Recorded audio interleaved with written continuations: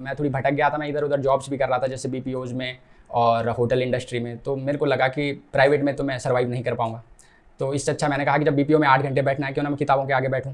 मेरे पापा ने मुझे कहा कि बेटा तूने अपना 100% दे दिया है, अब नहीं भी होगा तो कोई बात नहीं, घर में हम बकरियां चरा लेंगे। तो उन्होंने कहा कि 6 महीने में पढ़ के एग्जाम नहीं निकलता है, तो अभी तैयारी करेगा तो 6-7 साल बाद निकलेगा। मैंने उन्हें कहा कि मैं 6 महीने में निकाल के दिखाऊंगा, और 6 महीने बाद सचिवालय रक्षक का एग्जाम हुआ। 12th आपने हिंदी मीडियम से किया, देन डीएवी आप आए। ग्रेजुएशन के रिजल्ट के साथ ही मेरे कॉम्पिटिटिव एग्जाम के रिजल्ट भी आने लग गए थे, और 21वें साल में मैंने अपनी पहली गवर्नमेंट जॉब हासिल कर ली। पहला मेरा जो एग्जाम निकला था वो सचिवालय रक्षक का था, ठीक है। उसके बाद मेरा कनिष्ठ सहायक का एग्जाम निकला, फिर मेरा एसएससी जीडी का एग्जाम निकला, फिर मैंने बीएड का एंट्रेंस दिया था उसी साल। तो उसमें ऑल उत्तराखंड एचएनबी में आर्ट हिस्ट्री में मेरी फर्स्ट रैंक आई थी। उसके बाद मेरा कांस्टेबल का एग्जाम निकला, उसके बाद मेरा पटवारी का निकला, उसके बाद मेरा फॉरेस्ट गार्ड का निकला, फिर से कनिष्ठ सहायक का निकला, और इस समय में मेरा पीसीएस प्री भी निकल गया था। मैंने मेंस भी लिखा है, आरओ का प्री भी निकला, और अभी जो स्नातक स्तर है, मतलब एग्जामों की धड़ी कम नहीं हो रही है। बुक लिस्ट में मैंने एक परीक्षा वाणी पढ़ी थी, अजय रावत पढ़ी थी, मेहरबान गुसाई पढ़ी थी। और इसको बुक लिस्ट तो हर कोई गेस्ट आता है, वो बताता है कि परीक्षा वाणी पढ़ लो, लुसेंट पढ़ लो, या फिर आपने जो भी वेरियस बुक्स बताई। पर इन बुक्स को सही पढ़ने का तरीका क्या है? जैसे आप परीक्षा वाणी पढ़ रहे हैं, कोई बच्चा है उसे याद नहीं हो रही है, बहुत सारे स्टूडेंट आपने भी देखा होगा कि आपके आसपास में होंगे, बहुत सारे एग्जाम में डीवी करा रहे हैं। कोई नया स्टूडेंट है, कोई नया छात्र है, जब तैयारी में आता है, आपने देखा होगा बहुत सारे न्यू स्टूडेंट्स आते हैं, तो उन लोगों के पास गाइडेंस नहीं होती है, कैसे तैयारी करें, कहाँ क्या जाए, मतलब कैसे स्टार्ट करें। जब आप एग्जाम हॉल में जाते हैं तो एग्जाम हॉल के अंदर उस प्रेशर को कैसे टैकल करते हैं आप? मैं गाना गुनगुनाता हूँ, जो भी गाना मेरा फेवरेट होता है मैं चिल होके जाता हूँ। नमस्कार साथियों, स्वागत है आपका माई टॉक शो पे। मैं हूं मुकुल। दोस्तों, टॉपर्स टॉक सीरीज में आज मेरे साथ प्रशांत साहिल नौटियाल बैठे हैं। प्रशांत के बारे में मैंने कुछ दिन पहले पोस्ट डाला था कि जल्द ही प्रशांत साहिल नौटियाल हमारे शो में आने वाले हैं। तो जैसा कि आप लोगों के द्वारा बहुत सारे सवाल हमसे पूछे गए, बहुत क्वेरीज आप लोगों की थी, तो आज आपके सामने प्रशांत बैठे हमारे सारे सवालों के जवाब देने के लिए। तो स्वागत है प्रशांत आपका हमारे शो में। धन्यवाद सर, आपका बहुत। प्रशांत, एक बार छोटा सा इंट्रोडक्शन आप हमारे व्यूअर्स को देंगे? सर, मेरा नाम प्रशांत नौटियाल है। मैं टिहरी गढ़वाल जिले के जौनपुर क्षेत्र में ग्राम मैरतल्ला का निवासी हूँ, और क्लास 12th मैंने अपने ही गांव के स्कूल से की थी।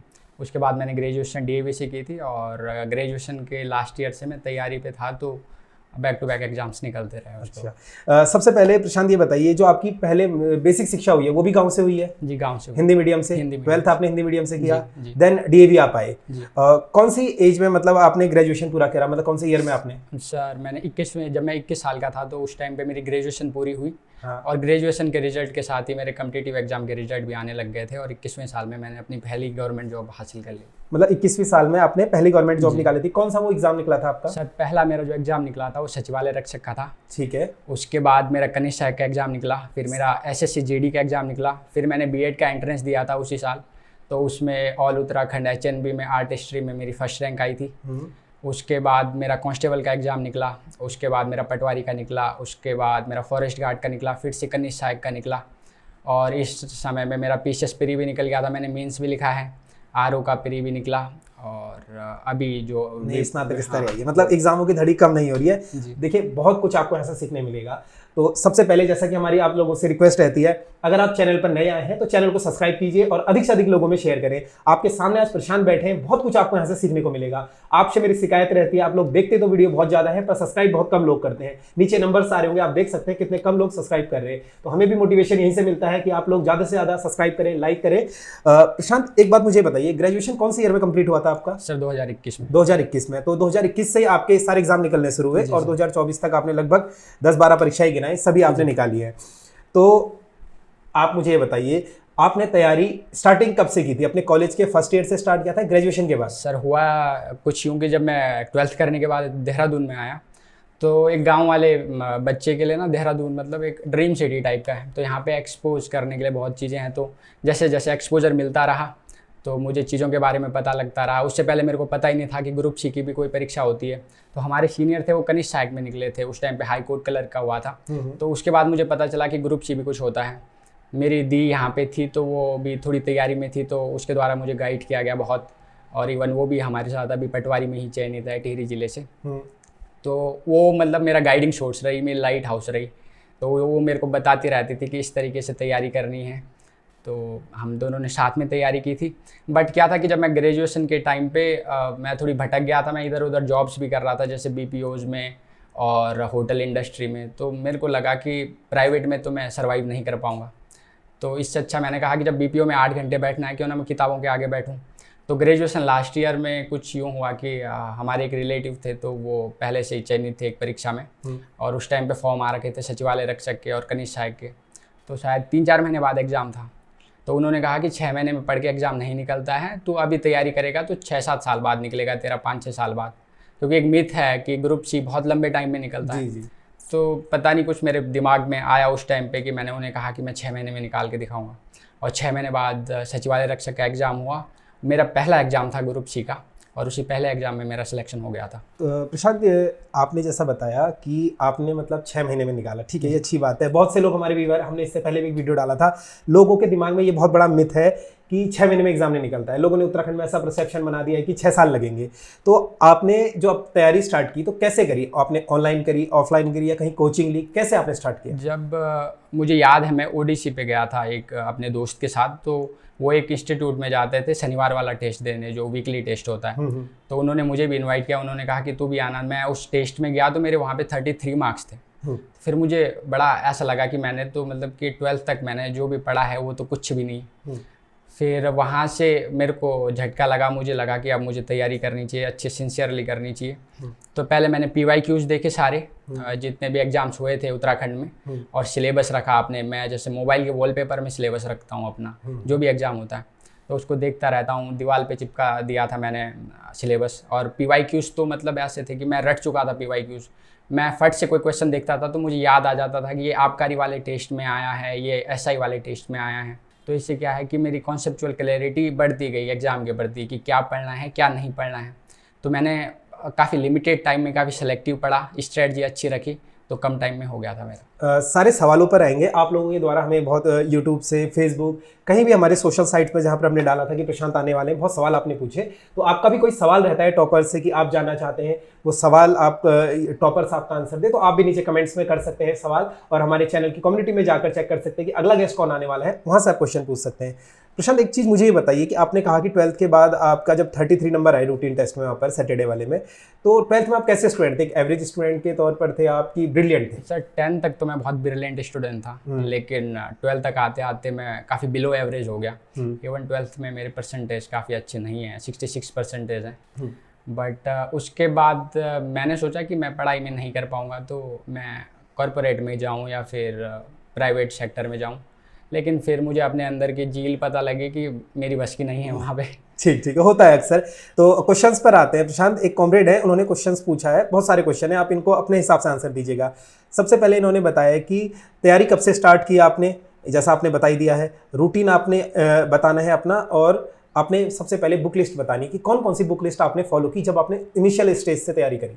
बुक लिस्ट में मैंने देखा कि जो ग्रुप सी का एग्ज़ाम है वो मेनली 100 मतलब 100 क्वेश्चंस में बंटा है। 40 मार्क्स आपके उत्तराखंड से आते हैं, 40 GS से, और 20 नंबर हिंदी के। तो हिंदी में मैं मतलब साहित्य का भी रुचि वाला व्यक्ति रहा हूँ, हमेशा से नोवेल पढ़ता आ रहा हूँ, कविताएं पढ़ता आ रहा हूँ, और तो मतलब हिंदी में मुझे उतनी दिक्कत नहीं हुई कभी। इवन अभी वाला जो एग्ज़ाम था वीडियो का, उसमें क्या था कि कुछ एक सवाल पुराने मुहावरों के आए थे, गढ़वाली मुहावरों के। तो मेरे को एक किस्सा याद आ रहा है। मैं 2019 में जब लॉकडाउन का टाइम था, तो हमारे दादाजी हैं गांव के ना, तो वो हमारे घर में बैठने आते थे। तो अब मैंने जिज्ञासावश उनसे पूछा कि अपने टाइम की चीज़ें बताओ मुझे। तो इसी तरीके से मतलब अपने पढ़ाई के, जो पहले क्या होता था कि गढ़वाली बाराखड़ी चलती थी, तो ओ नमासी धन बोलते हैं उसे, उस तरीके से उन्होंने पूरा बताया। उसके बाद उन्होंने मुझे एक ऐसे मुहावरा पूछा था कि सफ़ेद बाखरी पानी पीण जांदी और लाल बाखरी पानी पी गांधी। तो वो क्या है, आपको पता होगा, गढ़वाली पकवाने संभाले, तो उनके लिए कहते हैं। तो इस तरीके से वो बताते रहे, मैं उनको कॉपी में नोट करता रहा। अभी जो परसों एग्जाम हुआ था, बहुत लड़कों को उसमें परेशानी हुई जब उन्होंने वो सवाल देखे, लेकिन मैंने वो सवाल देखे तो मेरा चेहरा बिल्कुल खिल गया था कि मैंने कहा कि अच्छा है कि अब वो उत्तराखंड की संस्कृति से सवाल पूछ रहे हैं। ठीक। तो मेरा उसमें हिंदी में काफ़ी अच्छा स्कोर रहा है, तो हिंदी में मुझे कभी भी दिक्कत नहीं हुई। उसके अलावा जो उत्तराखंड वाला सेक्शन है, उसमें बुक लिस्ट में मैंने एक परीक्षावाणी पढ़ी थी, अजय रावत पढ़ी थी, मेहरबान गुसाई पढ़ी थी, और एक BS वन लाइनर पढ़ी थी। बट लेकिन परीक्षावाणी बाइबल है, 20 से 25 नंबर आप वहाँ से बना लेंगे। ठीक है। और इतिहास के लिए आप अजय रावत पढ़ लें तो आपको आपके बैक ऑफ द माइंड में एक फॉर्म बन जाएगी, मीन्स की एक स्टोरी बन जाएगी, जिसके बेस पे आप उससे रिलेटेड फैक्ट्स याद कर सकते हैं। मेहरबान गुसाई भी कुछ वैसी है। बाकी GS के लिए लूसेंट ऑब्जेक्टिव और अगर आप पे समय है तो एनसीईआरटी को तो बिल्कुल स्किप मत कीजिए। ठीक है, आपने ये अच्छी चीज़ बताई। एक चीज़ आपने मुझे बताया कि आप जो गढ़वाली या जो भी आपने मुहावरे सुने थे अपने सीनियर से पहले, वो अच्छी बात है। आपके इस एग्ज़ाम में जो स्नातक स्तरीय परीक्षा है, इसमें 80+ नंबर आए हैं। तो मुझे ये बताइए, आप जब ऑलरेडी पटवारी हैं, अभी वर्तमान में प्रशांत जी से नहीं पता है, मैं बता दूं पटवारी हैं और काफ़ी पहले इनकी ज्वाइनिंग हो चुकी है। तो एक सवाल बहुत से लोगों का ये था कि आप यूकेएसएससी और यूकेपीएससी की तैयारी करते हैं, अब आप जॉब में ऑलरेडी हैं काफ़ी समय से, और ये एग्ज़ाम अभी 4 महीने पहले हुआ है, कोई ज़्यादा पहले नहीं हुआ है, और उस समय ऑलरेडी आप जॉब में थे। तो जॉब के दौरान आपने कैसे ही इस एग्ज़ाम में 80 नंबर लाए?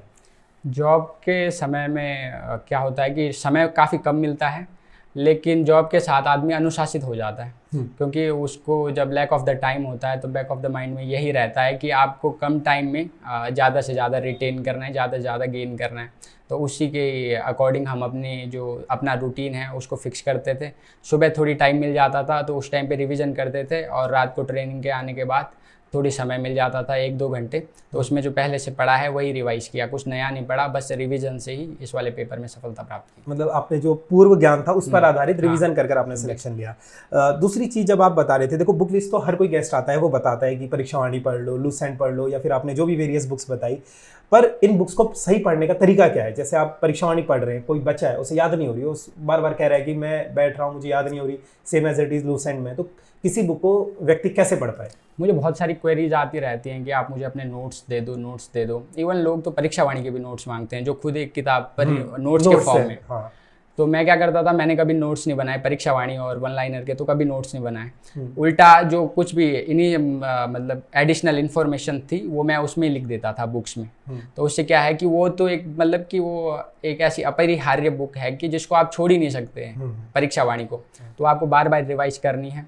तो उसके नोट्स ना बनाएं, बल्कि वो आपको बार बार रिवाइज करनी है, तो उसी में ही जितनी ज़्यादा इन्फॉर्मेशन हो सकती है वो लिख दीजिए, ऐड ऑन कीजिए, है ना। और रही अजय रावत की बात, तो अजय रावत के आपको नोट्स बनाने ही पड़ेंगे, बल की बुक है ना, तो आप बार बार रिवाइज नहीं कर सकते। एक बार नोट्स बना लीजिए, मेहरबान गुसाई के भी ऐसे ही, और परीक्षा से पहले उन नोट्स को उनका रिवीजन कीजिए। और बाकी जितनी ज़्यादा रिवाइज कर सकते हैं बुक, एक ही बुक को जितनी ज़्यादा बार रिवाइज करेंगे वो ज़्यादा बेनिफिशियल होगा, रेदर देन कि ज़्यादा बुक्स को मतलब एक बार पढ़ के। जैसे मैं आपसे सवाल ये पूछ रहा हूँ कि कैसे पढ़ा जाए, आप कैसे पढ़ते थे? मतलब जैसे परीक्षावाणी का आप चैप्टर 1-2 पढ़ रहे हैं, या लूसेंट में आप मध्यकालीन पढ़ रहे हैं, या ज्योग्राफी पढ़ रहे हैं, तो आप कैसे पढ़ते थे? मतलब कोई स्टूडेंट है, उसे नहीं पता है कैसे पढ़ना है, मतलब वो कोई भी रैंडम बुक चैप्टर उठा रहा है, कैसे पढ़ रहा है, आपको मेमोराइज कैसे, याद कैसे होता था? मैं एक एग्जाम्पल देके समझाता हूँ। परीक्षावाणी का एक चैप्टर है जिला दर्शन। तो जिले दर्शन में क्या है कि एक हमारा जिला है टिहरी गढ़वाल। तो मैं खुद से आस्क करता था पहले कि मुझे अपने ज़िले के बारे में क्या क्या नहीं पता है। तो जो चीज़ें नहीं पता होती फिर जिज्ञासा उत्पन्न होती है कि अब मुझे नई नई चीज़ें पढ़नी है। तो आप जब जिज्ञासा वश पढ़ते हैं किसी पुस्तक को, तो वो ज़्यादा टाइम तक रिटेन कर पाते हैं, आप उसको ज़्यादा टाइम तक याद रख सकते हैं, ज़्यादा चीज़ें सीख सकते हैं बुक्स। अगर आपको बस इनिशियल जिज्ञासा जगानी, कुछ किताबों को सिलेक्शन के लिए पढ़ने से अच्छा है कि उनको ज्ञान के लिए पढ़ो, है ना। तो अगर आप ज्ञान के लिए पढ़ोगे तो ईजिली आप मतलब कि पढ़ने में आपकी रुचि जगेगी और चीज़ें भी बहुत ईजी लगेंगी। जितना ज़्यादा हो सके सीखते रहिए, मतलब खुद को बाउंड मत कीजिए कि मुझे सिर्फ बुक से पढ़ना है। आप कहीं पे जा रहे हैं, आपको कोई बोर्ड दिख गया, उसमें भी पढ़ लीजिए कि इस बोर्ड में क्या लिखा है। फिर जब आप घर आके उसके बारे में किताब में पढ़ेंगे तो वो फट से आपके दिमाग में आएगा। और ऐसे क्वेश्चंस जो अब तो मैं देख रहा हूँ कि जो परीक्षा का पैटर्न है वो काफ़ी व्यवहारिक स्तर पे आ चुका है। मीन्स कि बुकिश नॉलेज थोड़ी कम पूछ रहा है और प्रैक्टिकल नॉलेज ज़्यादा पूछ रहा है। तो इस तरीके से वो चीज़ें आपके एग्जाम में भी काम करती हैं। तो अपने अंदर क्यूरोसिटी पैदा कीजिए, बुक्स पढ़ ली जाएंगी फिर उसके बाद। प्रशांत, जैसा आपने बताया कि आप जॉब के दौरान आपने लास्ट टाइम जो पूर्व ज्ञान पर आधारित इस परीक्षा में नंबर लाए। बहुत सारे स्टूडेंट हमारे ऐसे हैं ऑलरेडी जो फॉरेस्ट में अभी चयनित हुए हैं, कनिष्ठ सहायक में हुए हैं, या वेरियस एग्जाम में निकले हैं। वो लोग भी आगे की तैयारी करें। लाइक अभी दोबारा से हमने सुना है कि फॉरेस्ट की परीक्षा आने वाली है, या फिर कोई और एग्जाम आने वाले हैं, चाहे हमारे SI का एग्जाम हो या आरओ मेंस का एग्जाम हो। तो वो लोग कैसे मेंटेन करें अपनी तैयारी को, और लास्ट टाइम पर आपकी स्ट्रेटेजी क्या रहती है? मतलब जो होता है ना, नियर टाइम आता है एग्जाम का, जैसे भी आपका एग्जाम है, बहुत सारे स्टूडेंट है, चाहे वो कनिष्ठ सहायक में, फॉरेस्ट में, उनका भी वो एग्जाम है, तो वो लास्ट 1 महीने में अपनी स्ट्रेटेजी कैसे रखें कि उनके अच्छे नंबर आए? सर देखिए, जॉब के साथ तो थोड़ी मुश्किल तो होती है। मेरे बहुत सारे दोस्त फॉरेस्ट में हैं, तो आजकल अग्निकाल का पीरियड है तो उन्हें बहुत कम समय मिल पाता है। लेकिन क्या है कि जब आप जॉब में होते हैं तो आपको टाइम के प्रति बहुत कॉन्शियस रहना पड़ता है। तो जितना भी टाइम मिल रहा है, जहाँ भी मिल रहा है, उसको यूटिलाइज कीजिए। आप स्क्रीनशॉट रख सकते हैं नोट्स का, आपने जो पढ़ा है उसको ऑडियो फॉर्म में रख सकते हैं, ताकि अगर आप इवन कहीं फील्ड में भी हैं तो आप पे थोड़ी समय मिला तो आप उसे सुन सकते हैं, है ना। और अपने शेड्यूल को थोड़ी इस तरीके से रखिए कि ज़्यादा नहीं, आप 2-3 घंटे आपको रिवाइज के लिए मिल जाएं, क्योंकि जिन बच्चों का एग्ज़ाम निकल चुका है अब उन्हें एडिशनल पढ़ने की ज़रूरत नहीं है ना। ठीक है। तो उनको सिर्फ रिवीजन ही करना है। तो रिवीजन नोट्स तो बना ही रखे होंगे, अधिकतर नोट्स बनाते हैं, बिल्कुल। तो उसके लिए ज़्यादा नहीं, 2-3 घंटे अगर वो रोज़ दे पाएँ तो वो बहुत बेनिफिशियल होगा उनके लिए। दूसरा प्रशांत, बहुत सारे लोगों का ये क्वेश्चन था कि जैसा आपने बताया स्टार्टिंग में कि आप PYQ बहुत ज़्यादा देखते थे, तो PYQ का कितना रोल रहता है खास तौर पर UKSSC एग्जाम में, क्योंकि UKPSC को हमें पता है वो मोस्टली PYQ पे फोकस रहता है। तो आपने शायद दोनों के पैरेलल जो हमारे चाहे UKSSC हो UKPSC हो, दोनों के बहुत सारे एग्जाम निकाले हैं, तो क्या स्ट्रेटेजी आपने अपनाई कि दोनों की तरफ आप झुक गए? क्योंकि बहुत सारे स्टूडेंट देखते हैं UKSSC का पैटर्न बिल्कुल डिफरेंट है, UKPSC का बिल्कुल डिफरेंट है। दोनों को एक बार हमें एलिब्रेट कीजिए कि अगर कोई स्टूडेंट है दोनों की तैयारी कर रहा है या स्पेसिफिक कर रहा है तो कैसे वो करे? PYQ का रोल इस बात पे निर्भर करता है कि आपको कितनी जल्दी सिलेक्शन चाहिए। अगर आप PYQs करेंगे अधिकतर, लाइक मैं तो क्या करता था कि PD की एक बुक आती है प्रतियोगिता दर्पण की, उसमें अदर स्टेट के भी GS के क्वेश्चंस होते हैं, हिंदी के क्वेश्चंस होते हैं, तो मैं उन्हें ज़रूर लगाता था और वही मुझे परीक्षा में बहुत बार देखने को मिले हैं, सेम एज इट इज़ सवाल। और PYQ का इतना बड़ा रोल है कि जब मैंने पटवारी वाला पेपर दिया था तो उसमें से 20 से 30 नंबर PYQ के थे। अदर एग्जाम्स में मैं देखता हूँ तो 25% सवाल PYQ के ही रहते हैं। और PYQ क्या करता है कि आपकी स्ट्रेटजी को इन्हेंस करता है, आपको फालतू चीज़ें पढ़ने से बचाता है।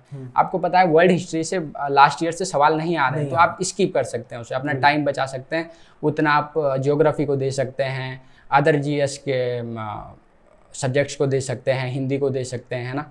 तो PYQ से क्या है कि PYQ जितना ज़्यादा आप लगाओगे आपकी तैयारी उतनी कंसोलिडेट फॉर्म में होगी और उतने आपके सिलेक्शन के चांसेस बढ़ जाएंगे। तो उम्मीद करता हूँ आप लोगों को बहुत कुछ यहाँ से सीखने को मिल रहा होगा और आपके सवाल लगातार मैं पूछ रहा हूँ, अगर आपका भी कोई सवाल है तो नीचे आप कमेंट में कर सकते हैं और इस वीडियो को अधिक से अधिक शेयर करें। देखो, शेयर करने का मतलब क्या होता है कि जैसे आप तैयारी कर रहे हैं, आपको पता है कि आपकी तरह बहुत सारे आपके मित्र तैयारी कर रहे होंगे, चाहे अपना व्हाट्सएप स्टेटस लगाएं और कहीं पर भी आप लोग को शेयर करना है तो वीडियो को अधिक से अधिक शेयर कर सकते हैं आप। और साथ ही चैनल को हमारे सब्सक्राइब जरूर कीजिएगा। देखिए, अभी बहुत कम सब्सक्राइबर हमारे हैं, हमें उत्तराखंड का नंबर 1 चैनल बनना है, आपको पता ही है। साथ ही अगर आपने हमें सोशल मीडिया पर फॉलो नहीं किया है तो नीचे लिंक आ रही हुई, चाहे टेलीग्राम हो, इंस्टाग्राम हो, फेसबुक हो, आप हमें हर जगह फॉलो कर सकते हैं, वहां से हमसे अपडेट रह सकते हैं।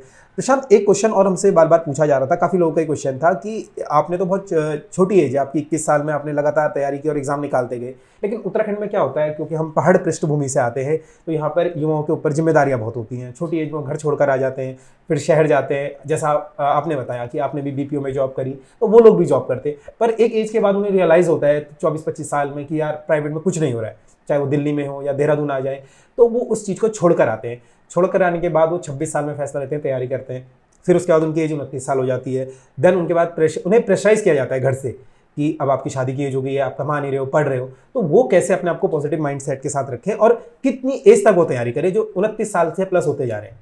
सर, इसके बारे में तो मैं यही कहना चाहूँगा कि जब जागे तभी सवेरा, है ना। तो आप किसी भी एज में आते हैं, डजेंट मैटर। अब मेरे को जल्दी गाइडेंस मिल गई थी तो मैं जल्दी आ गया था। कोई लेट, किसी को लेट में इन्फॉर्मेशंस मिलती हैं, गाइडेंस लेट में मिलती है तो उनका थोड़ी लेट शुरू होता है। लेकिन जब भी शुरू करें पूरी जील से शुरू करें।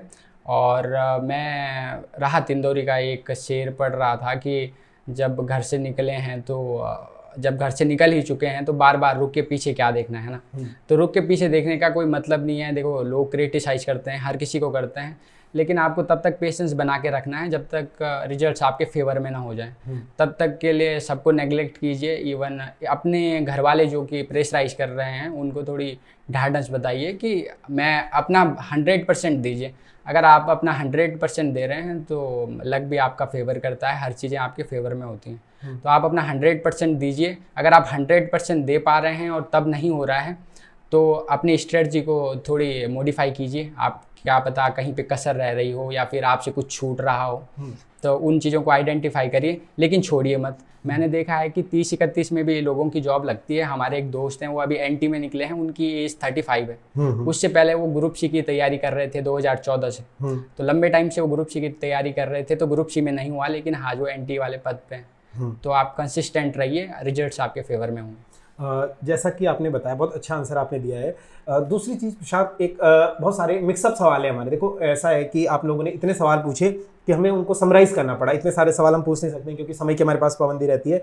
एक सवाल और मेरे पास काफ़ी आया कि जब आप एग्ज़ाम हॉल में जाते हैं तो एग्जाम हॉल के अंदर उस प्रेशर को कैसे टैकल करते हैं आप? क्योंकि बहुत सारे बच्चे आपने देखा होगा, आपके सामने होंगे, प्रैक्टिस सेट में बहुत अच्छा स्कोर करते हैं, नो डाउट कि उनके कॉन्फिडेंस में कोई कमी नहीं है या उनके नॉलेज में कोई कमी नहीं है। बट होता क्या है, एट अ टाइम वो एग्जाम हॉल के अंदर जाकर कुछ ऐसा ब्लंडर कर आते हैं कि बाद में अफसोस होता है। उस चीज़ को कैसे मेंटेन? सर मेरा तरीका थोड़ी फुलिश लग सकता है आप लोगों को, बट मैं गाना गुनगुनाता हूँ।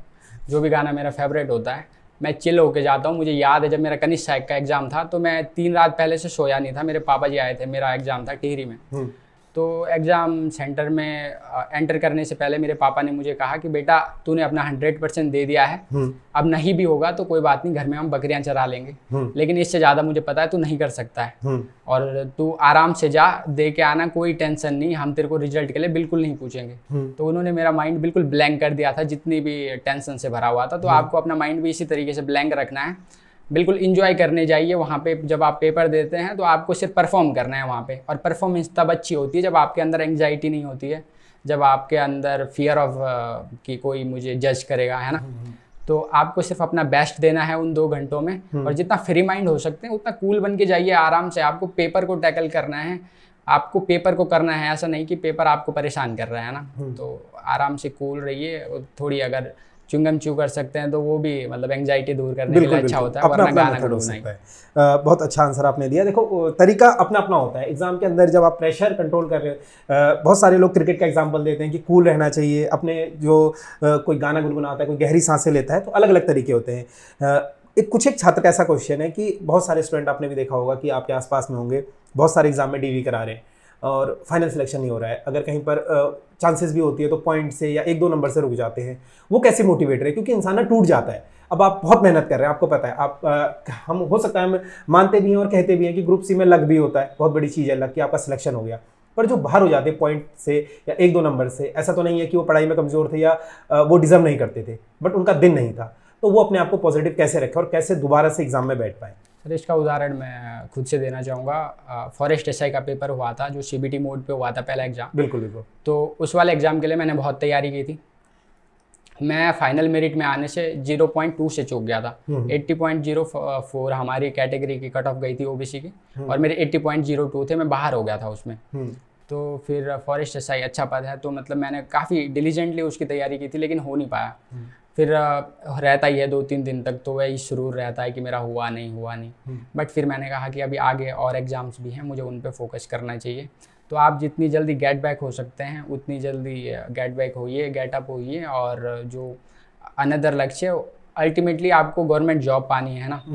अगर आपको मन पसंदीदा नहीं मिल रही तो आपको सर्वश्रेष्ठ मिलेगी, बिल्कुल, जो भगवान ने आपके लिए सोच रखी है। तो लेकिन अपने प्रयासों पे कमी ना कीजिए बस। प्रशांत, हमने आपके फेसबुक पोस्ट में भी देखा था और लोगों से भी जानकारी मिली थी कि आपके साथ साथ आपकी बहन का भी चयन हुआ था। तो आपसे आपकी बहन छोटी है बड़ी है, पहले तो बताइए। वो मेरे से 2 साल बड़ी। 2 साल बड़ी है। तो उनकी गाइडेंस ये शायद आपको मिली थी या आपने मतलब एक दूसरे की हेल्प करी थी पढ़ाई के वक्त? एक्चुअली क्या था कि मेरी दी पहले ग्रुप सी के एग्जाम्स के बारे में कुछ नहीं जानती थी, लाइक वो पीसीएस की तैयारी करती रहती थी। लेकिन जब मैं आया तो फिर हमारा एक बार ऐसे ही डिस्कशन हो रहा था, तो मैंने उससे कहा कि क्यों ना हम पहले अपने लिए एक प्लेटफॉर्म खोज लें, उसके बाद हम हाई जंप करेंगे वहाँ से। हमें वहाँ से अच्छी लीप मिलेगी रेदर देन कि एकदम नीचे से ऊपर छलांग मारने में। स्टेप वाइज जाएंगे तो ईजी पड़ जाएगा। तो उसने कहा कि नहीं, मैं नहीं भरवा। इवन उसने सचिवालय रक्षक का भी फॉर्म नहीं भरवाया था, लेकिन उसका फॉर्म मैंने ज़बरदस्ती भरवाया कनिष्ठ सहायक में, और उसका कनिष्ठ सहायक में चयन हो गया था। तो जब हम मतलब मैंने उसको बताया कि ग्रुप सी ही करना है हमें पहले, उसके बाद हम अदर एग्जाम्स का देखेंगे। तो साथ में करते गए, तो उसने कुछ चीज़ें पहले से पढ़ रखी थी, तो मेरे को गाइड करती रही, बाकी स्ट्रेटजी मैं उसे बताता रहा। तो इस तरीके से हमने अच्छा तालमेल मिलाकर आपने एक दूसरे के साथ वो करा। बहुत अच्छे जवाब प्रशांत हमें दे रहे हैं। तो आप लोग जो भी चैनल पर आए हैं, वीडियो को अधिक से अधिक शेयर करें और चैनल को आकर सब्सक्राइब करें। साथ ही अपना कोई सवाल होता है तो कमेंट बॉक्स में हमसे पूछें। हम चाहते हैं कि अगली बार जब हम इंटरव्यू कर रहे हैं तो आप हमारे सामने बैठे हों और आपको लोग सुन रहे हों। इसी मोटिवेशन के साथ आप इस वीडियो को देखते रहिए। प्रशांत, बहुत सारे सवाल थे, अब इन सवालों को समराइज करने का टाइम आ गया है। छोटे छोटे आंसर मैं आपसे चाहूँगा कि सबसे पहले तो मुझे बताइए कि आपने जैसे बताया, प्रेशर आपने बता दिया है, आपका डेली रूटीन क्या रहता था जब आप तैयारी करते थे? आप लाइब्रेरी जाते थे या घर से करते थे? तो रूटीन के बारे में अपना बताइए। रूटीन के मामले में मैं बहुत मैसी रहा हूँ। मेरा कोई रूटीन नहीं होता था। मुझे जब पढ़ना होता है मैं टाइम नहीं देखता, और जब नहीं पढ़ना होता है तो मैं सोया रहता हूँ, या फिर जो मुझे करना होता है वही करता हूँ। लेकिन जब पढ़ना है तो तब पढ़ना ही है, और जब नहीं पढ़ना है तो तब नहीं पढ़ना है। मैं मीन्स कि जब तक मैं अपना फुल परसेंट नहीं 100% नहीं दे पाता पढ़ाई में, मैं किताबें नहीं उठाता हूँ। जब मेरा मन करता है तो तब फिर मैं टाइम नहीं देखता, फिर वो 10-12 घंटे खींच जाता है। बट मैं नाइट आउल रहा हूँ, तो अधिकतर मैं रात में ही स्टडी करता था। लाइब्रेरी जाते थे कि घर से? घर से ही। अच्छा, करणपुर में आप जब किराए पे रहते थे तो वहीं रूम से तैयारी करते थे? मैं रात को करता था, तो रात को काफ़ी अच्छा माहौल होता है। ठीक है, ठीक है। दूसरी चीज़, आपने डेली रूटीन के बारे में अपना बता दिया है। एक चीज़ मुझे और बताइए कि आप जब पढ़ाई करते थे तो कई बार आपको भी होता होगा, डिमोटिवेट आप होते होंगे कि यार याद नहीं हो रहा है, क्योंकि एग्जाम तो आपके निकलते गए, लेकिन पढ़ाई के दौरान होता है ना कि यार हम डेली बैठे हैं, फिर एक रियलाइज़ होता है यार मैं भी तो छोटा ही हूँ, अपनी हॉबीज़ को करता हूँ या फिर कुछ और काम करता हूँ, तो आप डिमोटिवेट होते थे, तो आप क्या करते थे? डिमोटिवेट होने का रिवीजन का तो ऐसा था, मैं विजुअलाइज करता था। जैसे 45 मिनट पढ़ा, 15 मिनट विजुअलाइज कर लिया, तो रिटेंशन पावर मेरी उससे अच्छी थी। लेकिन डिमोटिवेट होने का मेरा मेन कारण ये था कि मैं एग्जाम पे एग्जाम निकाल रहा था, ज्वाइनिंग नहीं मिल रही थी। तो उस टाइम पे मुझे लगा कि एग्जाम निकालने के साथ साथ आपको हार्ड वर्किंग होने के साथ साथ पेशेंस होना भी बहुत ज़रूरी है। धीरे धीरे टाइम के साथ वो भी अब डेवलप हो चुका है। अच्छा, मतलब आप उस समय डिमोटिवेट होते थे, तो उससे उभरे कैसे आप? मतलब होता है ना कि आप खुद को कैसे पॉजिटिव रखते थे? बस पेशेंस बना के रखिए और बिलीव रखिए खुद पे और खुदा पे, हो जाएगा। अच्छा, मतलब इतना सब कुछ करने से आपका एग्जाम निकल जाएगा। दूसरा प्रशांत, हमें ये बताइए कि कुछ लोगों का हमारा ये सवाल था कि अभी तो एग्ज़ाम हमारे सामने है, चाहे आबकारी का हो, चाहे एसआई का हो, चाहे अपर पीसीएस हो। कुछ एक स्टूडेंट है जिनका ये कहना है कि अभी हमारी एज भी नहीं हुई है, या फिर जब एग्ज़ाम नहीं होता है तो किस तरीके से हम पढ़ें, क्योंकि एग्ज़ाम नहीं होता है तो आपको बहुत सारा मोटिवेशन चाहिए होता है पढ़ने के लिए, तब वो कैसे तैयारी करें? तो उस दौरान में वो NCERTs पढ़ सकते हैं। अपने नॉलेज को उस टाइम पे जितना ज़्यादा बढ़ा सकते हैं, उस टाइम का बेस्ट यूटिलाइज करना चाहिए। मैंने भी किया था। जब लॉकडाउन हुआ था तो मैं उस दौरान NCERTs पढ़ता था, जिससे कि मेरी GS में काफ़ी अच्छी पकड़ बन गई थी, और बाद में उसका मुझे अभी तक मेरे को उन NCERTs की वजह से अपने एग्जाम्स में हेल्प मिलता रहता है। उस टाइम पे आप नॉवेल्स पढ़ सकते हैं, अच्छे अच्छे साहित्यकारों की साहित्यिक रचनाएं पढ़ सकते हैं, जिससे आपकी वोकैब मजबूत होगी, भाषा पे पकड़ मजबूत होगी। और अगर आप वनडे की तैयारी कर रहे हैं तो हिंदी में आपका स्कोर अच्छा होगा, वरना आंसर राइटिंग में आपको बहुत फ़ायदा देगा।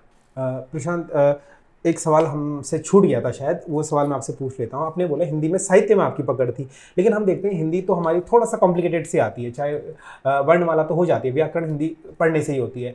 जो हिंदी में वन वर्ड होता है उस पर आपकी पकड़ कैसे थी? चाहे पर्यायवाची हो, तत्सम, तद्भव हो, ये सब चीज़ों को आप कैसे कवर करते थे?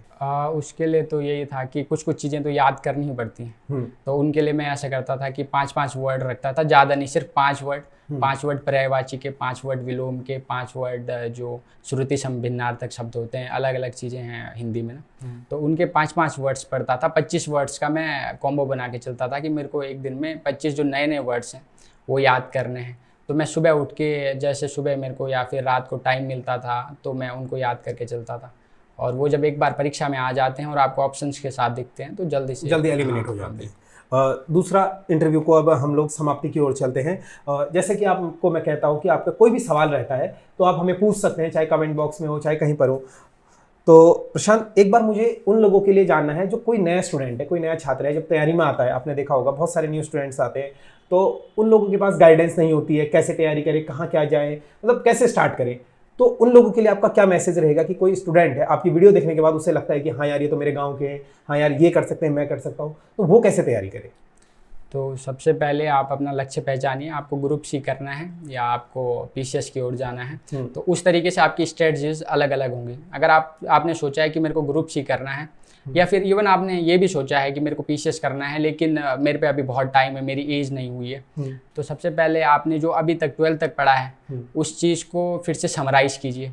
चाहे, और अधिकतर जो GS की बुक्स हैं 6 to 12th की NCERTs अपने छोटे भाई बहनों से लीजिए, उन्हें पढ़िए और पढ़ने की आदत डालिए, बैठने की आदत डालिए। जब आपकी जो सीटिंग पावर है वो बढ़ती रहेगी तो तब आपको पढ़ने में भी रुचि जगेगी आपकी, और अल्टीमेटली वो सीटिंग पावर आपको ज़्यादा से ज़्यादा पढ़ने में आपकी बहुत सहायता करती है। पहले मैं ये बता सकता हूँ अपने अनुभव से कि 12th के बाद मन बहुत चंचल रहता है, किताबों में उतना मन नहीं लगता है। तो उस टाइम पे क्या कर सकते हैं आप कि आप, लेकिन उस टाइम पे जील बहुत रहता है, एक्साइटमेंट बहुत रहता है कुछ करने का अंदर से। तो उस एक्साइटमेंट को एक दिशा दीजिए, खुद को बुक्स में उलझाइए और जितनी ज़्यादा बुक्स हो सकते हैं पढ़िए, अपनी रुचि की बुक्स पढ़िए। आपको साइंस में इंटरेस्ट है, साइंस की पढ़िए, जिस भी फील्ड में है, लेकिन पढ़ते रहिए। और जब आपको लगे कि अब मैंने काफ़ी पढ़ लिया है, तो उसके बाद एग्ज़ाम को पकड़िए, उसका सिलेबस देखिए, उसके PYQs देखिए और टॉपर्स की स्ट्रेटजीज देखिए। स्ट्रेटजी किसी की अपनानी नहीं चाहिए, अपनी ही बनाओ, लेकिन हर किसी के जो अच्छी अच्छी चीज़ें हैं वो उसमें इन्वॉल्व करें अपने अनुसार। हर किसी का सराउंडिंग्स अलग होती है, एटमॉस्फेयर अलग होता है, कैपेबिलिटीज़ अलग होती हैं, तो अपनी कैपेबिलिटीज़ को पहचानिए और उस तरीके से ऐड ऑन कीजिए चीज़ें उसमें ना। बिल्कुल। और ईजिली आप, और टेंशन नहीं लेनी है, सबसे बड़ी बात है। पेशेंस रहिए, टेंशन नहीं लेनी है, अपना 100% दीजिए और सरकारी जॉब पाना कोई बड़ी बात नहीं हो जाएगा। जैसा कि आपने देखा, प्रशांत ने बात बहुत अच्छी कही कि स्ट्रेटेजी किसी की अपनानी नहीं चाहिए। तो बहुत सारे हमारे उसमें कमेंट्स भी आते हैं जब मैं इंटरव्यूज़ देता हूं, तो लोग बोलते हैं कि यार यहाँ पर आप इतने सारे लोगों को लेकर आते हो, तो हम किसको फॉलो करें। सबसे पहली बात मैं आपको क्लियर कर देना चाहता हूँ, यहाँ पर हम किसी गेस्ट को लेकर आते हैं तो हमारे कहने का मतलब ये नहीं होता है कि आप इन्हीं की स्ट्रेटेजी फॉलो कीजिए। ऐसा होता है कि जब आप पढ़ाई के दौरान डिमोटिवेट होते हैं तो आपको लगता है कि यार क्या मैं अपने लक्ष्य को प्राप्त कर सकता हूँ या नहीं कर सकता हूँ। आप मान लीजिए लाइब्रेरी में बैठे हैं या घर पर बैठे हैं, उठाकर हमारा चैनल खोलिए, बहुत सारी स्टोरीज आपको मिलेंगी कि ये भी आपके जैसे ही है। कोई ऐसा नहीं है कि ये कहीं और से आए हैं या फिर एक बहुत हाई फाई कोचिंग्स लेकर आए हैं। सेल्फ स्टडी कर प्रशांत ने इतनी सारी, कम से कम 9 से अधिक सरकारी नौकरियां निकाली हैं, साथ में गांव से हैं। तो यही चीज़ आपको देखनी होती है। आप शहर में बैठे हैं, आप लाइब्रेरी में, अच्छी कोचिंग संस्थानों में आप जाते हैं, AC के नीचे आप पढ़ रहे हैं, तो फिर भी आप एग्जाम नहीं निकाल रहे, तो वहां पर आपको ये चीज़ें मोटिवेट करती है। हमारा काम है लोगों को मोटिवेट करना, मोटिवेशन देना। ये नहीं कि यहाँ पर बैठ के आप इन्हीं को फॉलो करें। अब इन्होंने बोल दिया कि मैंने ये बुक पढ़ी है, बुकें हो सकता है आपकी अपनी बुकें हो, उन्हीं बुकों को पढ़िए, तरीका बदलिए और अपना सिलेक्शन लीजिए। प्रशांत, बहुत बहुत धन्यवाद आपका हमारे शो में आने के लिए। उम्मीद करता हूं आपको सारे सवालों के जवाब मिल गए होंगे। इसी तरीके से टॉपर से इंटरव्यू देखने के लिए आप माई टॉक शो को सब्सक्राइब कर सकते हैं। जल्द मिलेंगे आपसे एक नए पॉडकास्ट में एक नए गेस्ट के साथ। वीडियो को देखने के लिए बहुत बहुत धन्यवाद।